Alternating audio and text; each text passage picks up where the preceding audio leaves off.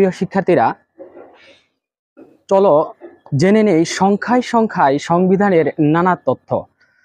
সংখ্যা 1, সংবিধানের প্রস্তাবনা কিন্তু একটি এবং সংবিধান রচনা কমিটির একজন মাত্র বিরোধী দলীয় সদস্য ছিলেন, তার নাম হচ্ছে সৌরেন্দ্র সিং গুপ্ত। তারপর সংবিধান রচনার জন্য একজন মাত্র মহিলা সদস্য ছিলেন, তার নাম হচ্ছে রাজিয়া বানু।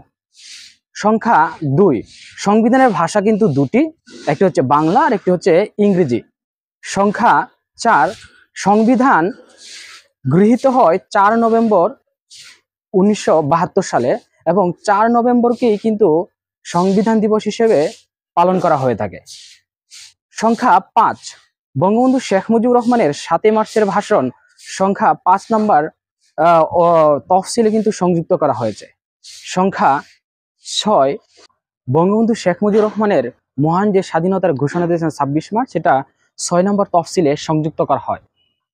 সংখ্যা 7, আমরা জানি সংবিধানের 7টি প্রস্তাবনা রয়েছে এবং 7 নম্বর প্রস্তাবনায় মুজিবনগর সরকারের 10 এপ্রিল ঘোষিত যে স্বাধীনতার ঘোষণাপত্র রয়েছে সেটি সংযুক্ত করা হয়। নাম্বার 10 বা সংখ্যা 10 এপ্রিল প্রথম গণপরিষদের প্রথম অধিবেশন বসে এবং সংখ্যা 11 এপ্রিল গণপরিষদের প্রথম সংবিধান রচনার জন্য কমিটি গঠন করা হয়। সংখ্যা 12, সংবিধানের সংখ্যা বা সংবিধান গৃহীত হয় বা সংবিধান প্রথম খসড়া সংবিধান উত্থাপন করা হয় 12 অক্টোবর 1972 সালে। সংখ্যা 13, আমরা জানি সংবিধানের পরিচ্ছেদ সংখ্যা কিন্তু 13টি।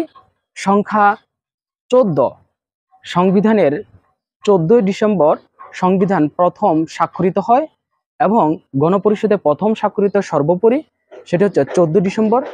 এবং সংখ্যা 15, সংবিধান অনুযায়ী রাষ্ট্রপতি অন্যান্য বিল অর্থাৎ অর্থ বিল ব্যতীত অন্যান্য বিলে 15 দিনের মধ্যে সাধারণত স্বাক্ষর বা অনুমোদন করে থাকেন।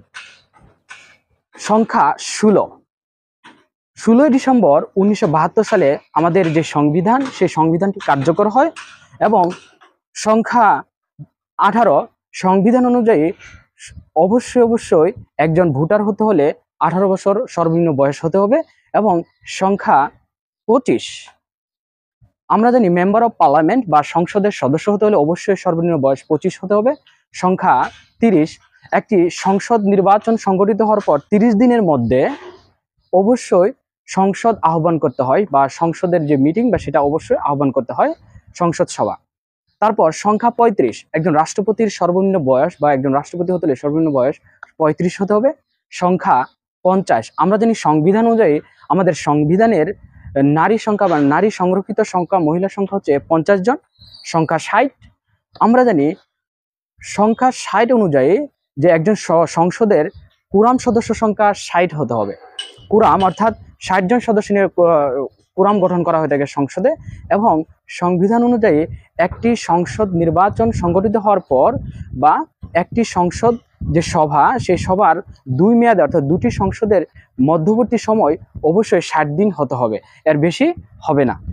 ধন্যবাদ এত সুন্দর এবং সংখ্যায় সংখ্যায় সংবিধানের বিষয়গুলা দেখার জন্য এবং শোনার জন্য। অবশ্যই যদি সংখ্যায় সংখ্যায় সংবিধান এভাবে আমরা মনে রাখি, বিভিন্ন চাকরি পরীক্ষায় এবং বিভিন্ন প্রতিযোগিতামূলক পরীক্ষায় আমরা কিন্তু অনেক এগিয়ে থাকব। যদি ভিডিওটি ভালো লাগে অবশ্যই তোমরা লাইক, কমেন্ট, শেয়ার দিয়ে অবশ্যই পাশে থাকবে। ধন্যবাদ সবাইকে।